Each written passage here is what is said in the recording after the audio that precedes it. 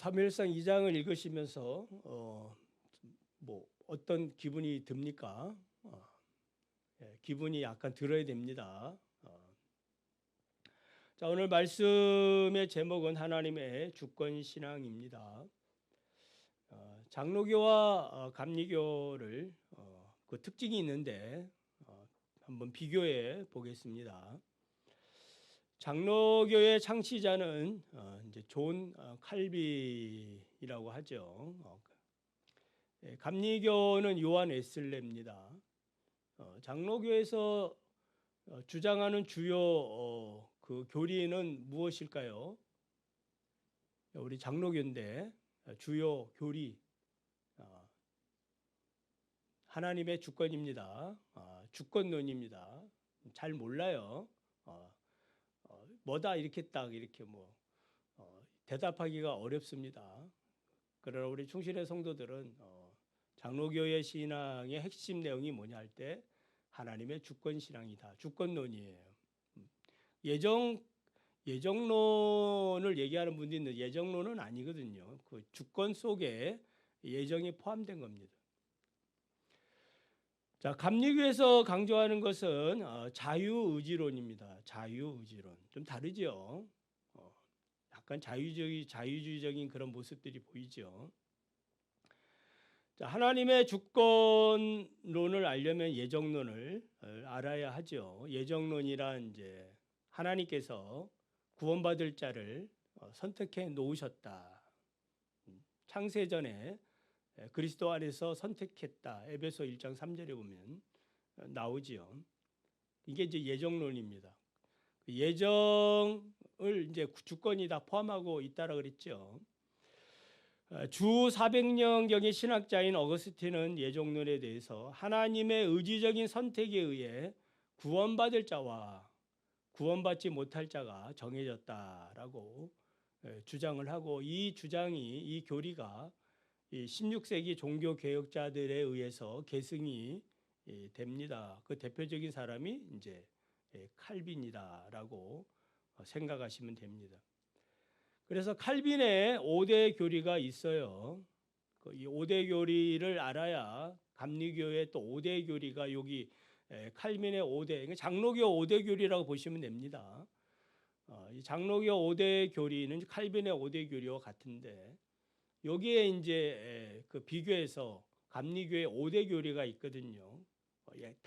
이게 서로 상반되어 있다 이 말이에요. 자, 칼빈의 5대 교리는 인간은 전적으로 타락했다. 그러니까 의인은 없나니 하나도 없어요. 다 타락했어요. 그리고 두 번째는 하나님의 무조건적인 선택에 의해서만 구원을 받습니다. 우린 믿지요. 하나님의 주권에 의해서 구원받을 자를 선택해 주는 겁니다. 그리고 제한적인 구속입니다. 이 제한적인 이제 구속은 십자가의 구속을 믿는 자들만이 이제 구원을 받는다라는 그 어떤 한계를 얘기해 주고 있습니다. 그리고 이제 불가항력적인 은혜다. 하나님의 불가항력이라는 말은 하나님이 하시는데 누가 막겠느냐. 내가 너를 구원하겠다는데 거기 누가 시비를 걸겠느냐 이 말이에요. 십자가 강도 네가 오늘 나와 함께 천국에 간다. 그럴 때 누가 왜 들고 갑니까? 그렇게 누가 시비 걸 자가 없다 이 말이에요. 불가항력적인 은혜. 그리고 이제 마지막이 성도의 견인입니다. 견인. 무슨 말입니까? 성도의 견인. 그러니까 하나님이 구원받은 자, 선택한 자에 대해서는 하나님이 끝까지 데리고 간다. 그 구원이 변하지 않는다. 여호와는 나의 목자시니 그 목자가 나를 사망의 골짜기에 내가 있더라도 생명의 나라로 인도하신다. 그게 이제 견인이에요. 우리가 때로는 죄 짓기도 하지만은 하나님으로부터 받은 이 양자 자녀 이 신분이 바뀌지 않는다, 빼앗기지 않는다. 그래서 우리의 믿음을 확신을 하고 끝까지 구원에 대한 그런 확신을 가져야 될 줄 압니다. 자, 이 사상에는 이제 하나님의 주권 사상이 있다. 그 정도만 설명을 하고요. 또 많은 설명들이 있지만 자, 넘어가고. 자, 이런 칼빈의 주장에 이제 반대한 사람이 알미니우스라는 사람이에요. 이제 초기 이단이죠. 초기 교회 이단. 네. 그도 이제 5개의 교리를 주장을 합니다. 그 알미니우스는 그러니까 알미니안주의라고 얘기하는데, 알미니우스는 인간의 자유의지, 그 다음에 하나님의 조건적인 선택, 그리고 보편적인 구원. 우리는 제한적인 구원이죠. 보편적인 구원, 모든 사람이 구원받는다. 학력적 은혜. 그러니까 내가 안 믿겠다는데 하나님이 어떻게 하겠느냐. 그 이제 불가항력인데 학력이 존재한다 이 말이에요. 그리고 이제 은혜의 상실을 주장합니다. 그러니까 성도의 견인. 근데 하나님의 은혜로 구원받는 거잖아요. 근데 이 견인이 상실된다. 이제 그런 얘기예요. 은혜의 상실. 그래서 인간의 자유의지, 조건적인 선택, 보편적인 구원, 학력적인 은혜, 은혜의 상실. 이 5가지를 자유의지론이라. 이거 이해하시면 됩니다. 좀 다르구나. 이 알미니안주의는 1618년에 열린 이제 도르트 종교회에서 칼빈파에 의해서 추방되었고, 그러다가 이제 18세기에 감리교의 창시자인 존 웨슬레에 의해서 이제 부분적으로 성경의 여러 가지 교리들을 이제 받아들여서 지금까지 이르게 됐다. 그러니까 그 중심 사상에는 알미니안주의가 있는 거예요. 자, 웨슬레는 선행 은총을 주장합니다. 선행 은총이라 이미 완성된 예수 그리스도의 구속 사역이 사람들에게 이루어질 수 있도록 하나님이 인간의 마음의 문을 열고 회개할 수 있는 은총을 주신다. 뭐 우리가 이제 주장하는 거랑 뭐 들어보면은 별 차이가 없어 보이죠. 결국 하나님의 그 불가항력적인 은혜도 우리 마음 속에 하나님의 은혜가 임해야 회개하는 거 아니겠습니까? 근데 여기는 이제 조건이 따르는 거죠. 회개하지 아니하면은 그 하나님의 은혜를 받을 수 없다. 그 사람에게 믿음을 주고 죄를 용서하고 의롭게 하시고 영생을 주는 것은 하나님의 전적인 은혜지요. 아멘이죠. 그런데 이제 조건은 뭐예요? 그 은혜에 따라 인간이 어떻게 살아가느냐는 인간의 자유의지에 달려 있다. 그래서 저도 이제 장로교 목사지만은 이 부분에 대해서 성경에서 복음에서 떠난 자들도 많거든요. 그러니까 절대적이다 이렇게 말하기는 약간 좀 곤란스러운 부분도 있어요. 그래서 이제 감리교 신자들은 뜨겁습니다. 장로교 신자들은 성경을 공부하는데 열심히 있는 그런 특징이 있고, 감리교 신자들은 하나님의 말씀을 실천하는 데에 매우 뜨겁습니다. 왜 그렇습니까? 자유의지가 있으니까. 그리고 자기가 열심히 안 하면 뭐 하겠다는 거예요? 언제든지 구원에서 탈락될 수 있다라는, 교리적으로 그렇게 가르치고 있으니까 만약에 저가 여러분에게 우리 장로교의 교리대로 안 하고 감리교의 교리대로 한다면 여러분 중에 구원에서 떨어질 자도 있습니다. 그걸 맨날 주구장창 이렇게 얘기하면은 어떻습니까? 우리 원건사님 열심히 되겠죠.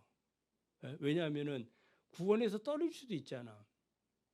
그게 이제 그 감리교 신학이다 이 말이에요. 신학에 따라서, 그러니까 우리 장로교 성도들은 하나님의 주권 신학에 너무 투철해 가지고 이래도 저래도 하나님은 나를 구원하신다라는 그런 분명한 믿음은 분명한 거예요. 그러니까 이런 부분에서 흔들리지는 않아. 삶의 열매는 뭐 또 감리교 신자에 비하면은 그렇게 열심을 내지 않을 수도 있다. 이제 그런 차이점이 있는 겁니다.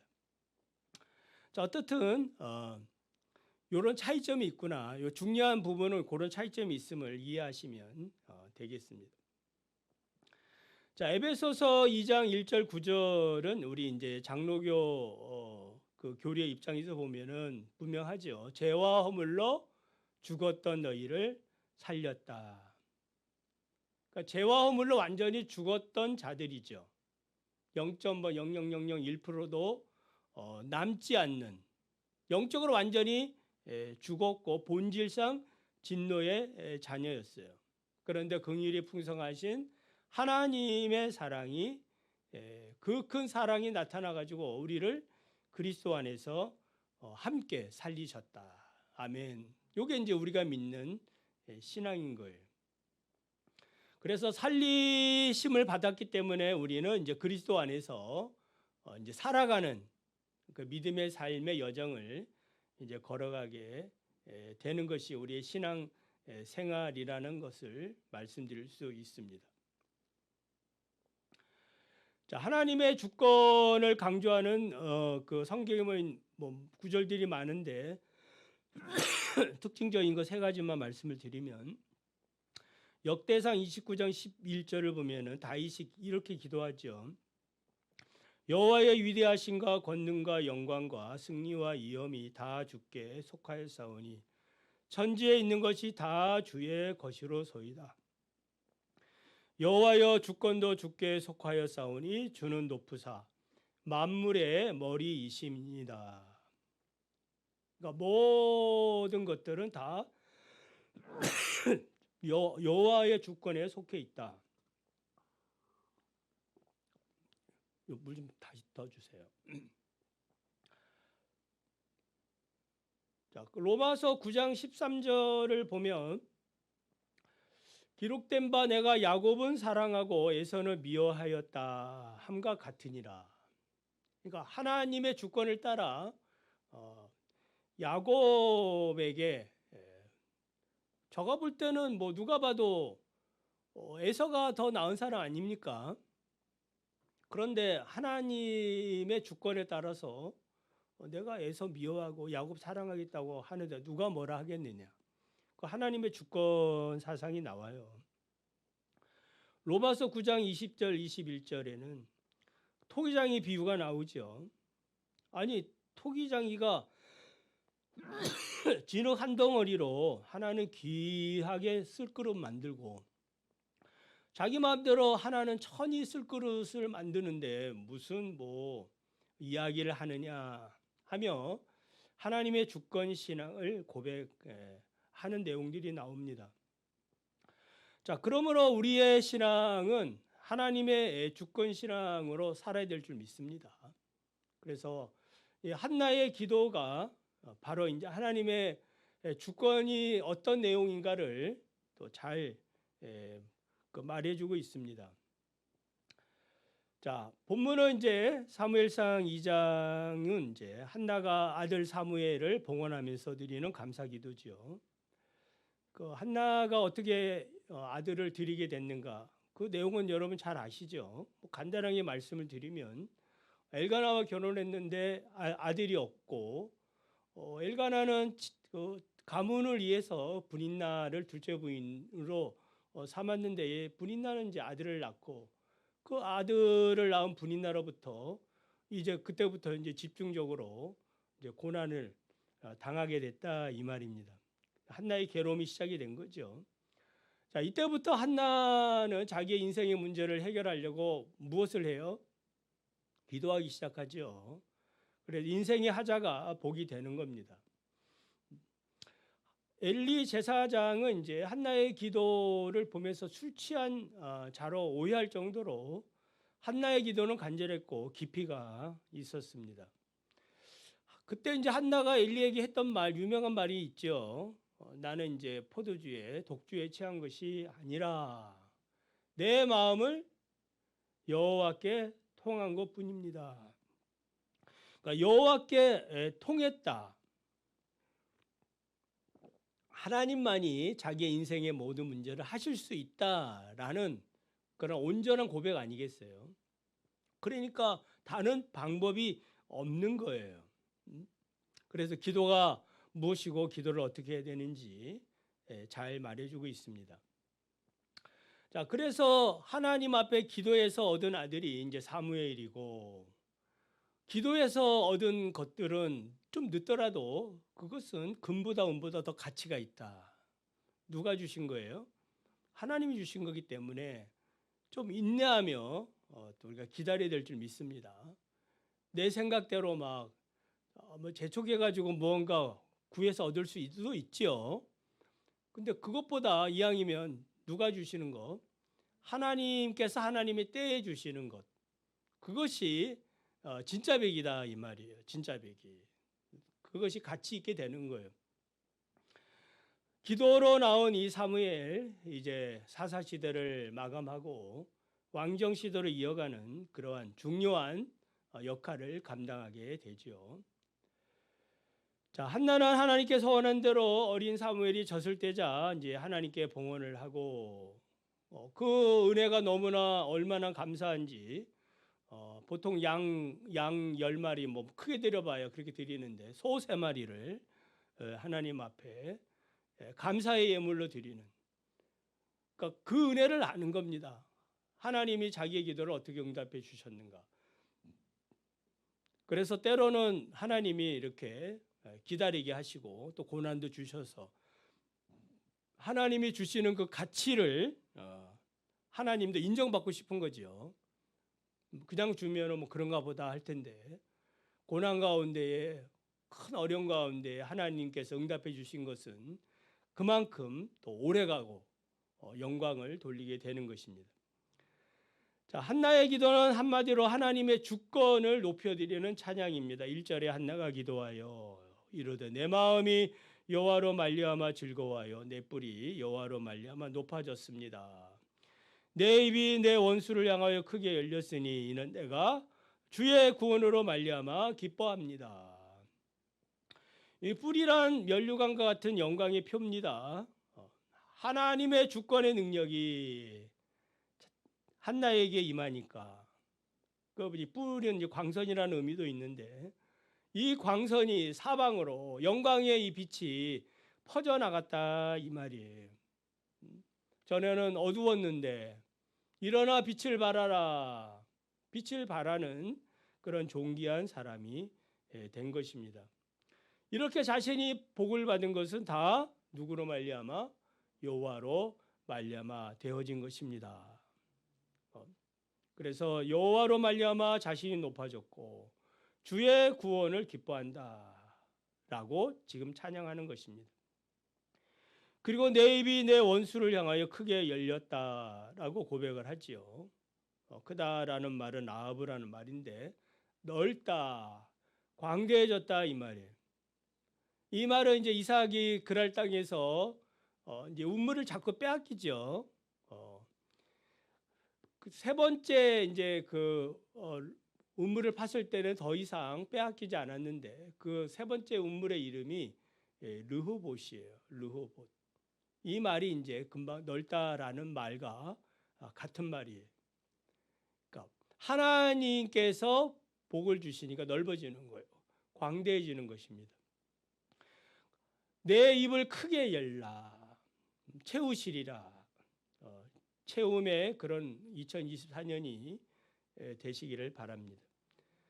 그래서 입이 크게 열리니까, 광대해지니까 한나는 사람들을 향하여 뭐라고 말했을까요? 봐라, 하나님이 하셨다, 아들을 주셨다. 절에 당신들이 나에게 한 말을 나는 기억을 한다. 나는 저주받은 자도 아니고 버림받은 자도 아니다. 하나님의 때가 아직 안 됐을 뿐이다. 이제 하나님이 나를 돌보셨고 여기 있는 이 아들을 봐라. 하나님이 주신 아들이다. 사무엘이다. 하나님의 주권을 자랑하게 됐다 이 말입니다. 2절에 여호와 같은 거룩한 이가 없으시니 이는 주밖에 다른 이가 없고 우리 하나님 같은 반석도 없으십니다. 3절에는 심히 교만한 말을 다시 하지 말 것이며 오만한 말을 너희 입에서 내지 말지어다. 여호와는 지식의 하나님이시라 행동을 달아보시느니라. 그래서 우리가 하나님에 대해서 어떤 그 신앙을 갖고 있느냐에 따라서 그 행동으로 그게 나타나는 겁니다. 하나님을 의지하면 솔로몬이 1,000번제를 드리듯이 행동 아닙니까? 말이 아니잖아요. 집중적으로 하나님 앞에 나가서 여호와를 사랑하고 정말 겸손하게 지혜를 구하는 그러한 행동으로 옮겨진다 이 말이에요. 그러니까 하나님께서 나에게 복을 주시기 위해서 우리가 할 수 있는 행동들은 그렇게 많지는 않아요. 예배 드리는 일, 기도 드리는 일, 또 여러분이 있는 그곳에서 찬양하는 일. 그러니까 하나님을 섬기는 일이 너무나 제한되어 있어요. 그리고 교회에서 내가 또 시간이 돼서 봉사하는 헌신적인 일들. 이런 일들이 그게 많은 것이 아닙니다. 우리의 대부분이 목사를 제외하고는 대부분이 밖에서 우리가 다 생계를 이어가고 있는 거 아니겠어요? 그러니까 그 모든 삶 속에서 하나님이 기뻐하는 행동들을 많이 실천적으로 해야 됩니다. 하나님이 우리의 인생에 개입하면 얼마든지 달라질 수가 있지요. 요셉의 삶을 볼 때도 그렇지요. 하나님이 개업하니까 감옥에서부터 이제 총리로 나오는 거 아니겠습니까? 에스더가 왕후가 되고 어부인 예수님의 그 제자들 사도들이 되고 하나님이 우리의 자녀들을 어떻게 하실지 아는 자가 없습니다. 그래서 한나는 이런 하나님을 지식의 하나님이라 행동을 달아보신다라고 이야기하고 있는 것입니다. 그래서 자신의 삶을 돌아봐도 하나님께서 자기를 달아보셨구나. 어떻게 하는지 달아보시는 거야. 그 달아본다 그러니까 이제 그 한 가지 그 이야기가 떠오르는데 그 벨사살 왕이 죽을 때 그 나라가 멸망하지요. 바벨론이 멸망할 때 그 왕궁벽에 글자가 그 쓰이지죠. 메네메네 대겔 우바르신 해서 그 내용은 이 나라가 또 왕이 저울에 달아보니까 이제 못 미쳤다. 달아보시는 거예요. 달아봐서 하나님의 마음에 못 미치면 언제든지 아웃될 수 있다 이 말이에요. 그게 하나님의 주권이죠. 하나님이 이 목사를 보고 쟤 이제 마음에 안 들어. 행동을 달아보니까 영 막 자기 길로 가거든. 그러니까 아웃시키는 거예요. 그러니까 솔로몬 나라도 마찬가지잖아요. 초반에는 하나님의 뜻대로 여호와를 살아가면서 충성했지만은 나중에는 이방 여인과 이제 그 타락함으로 인해 가지고 어떻게 된 거예요? 행동을 달아보니까 그래도 하나님이 다윗과 한 언약 때문에 너 때는 내가 봐준다. 그렇지만 네 아들 때에 나라가 갈라질 거다. 그러니까 심판을 선언하는 내용도 나옵니다. 자, 4절에서 10절을 보면은 이제 용사의 활은 꺾이고 넘어진 자는 뛰고 5절에 풍족한 자들은 품을 팔고 줄이던 자들은 풍족하고 임신 못한 자들을 7도 낳고 많은 자녀 둔 자는 잘 될 줄 알았는데 쇠약해지고 죽이기도 하고 살리기도 하고 수월에 내리기도 하고 수월은 이제 그 음부 지옥이라고도 얘기할 수 있죠. 하늘로 올리기도 하고 7절에 가난하기도 하고 부하기도 하고 낮추기도 하고 높이기도 하고 8절에 가난한 자를 진토에서 일으키고 빈궁한 자를 거름더미에서 올리시고 9절에 거룩한 자들의 발은 지키고 악한 자들은 흑암 중에 잠잠하게 하시고 10절에 대적한 자는 깨어지고 기름 부음 받은 자는 뿔을 높이시는 분이 하나님이시다.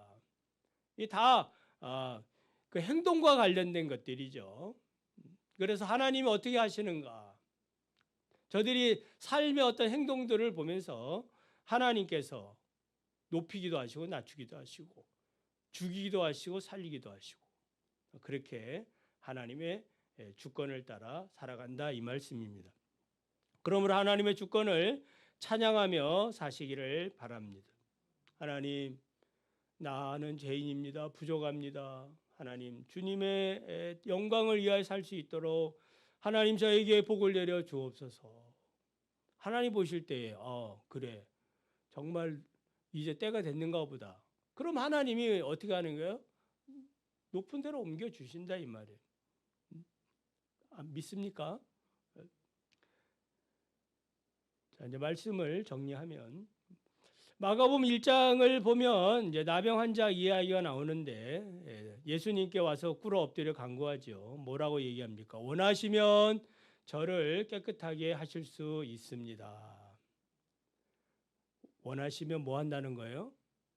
주님이 원하시면 저를 깨끗하게 할 수도 있고 주님이 원하지 아니하면은 저를 그냥 내버려 둘 수 있습니다. 여러분 어떤 기도를 주님 앞에 드리고 싶어요? 원하시면 주님의 주권에 대해서 고백을 해야 되는 겁니다. 예수님이 그를 불쌍히 여겨 손을 내밀어 말씀하지요. 내가 원하노니 주님이 원하셔요. 깨끗함을 받으라. 아니 그 세상에 주님이 자비로우신 분인데 주님 원하시면 저를 축복해 주십시오. 그렇게 얘기하는데 딱 정색을 하면서 나 너 원하지 않아. 이런 주님 아니시거든. 절대로 그런 분이 아니셔요.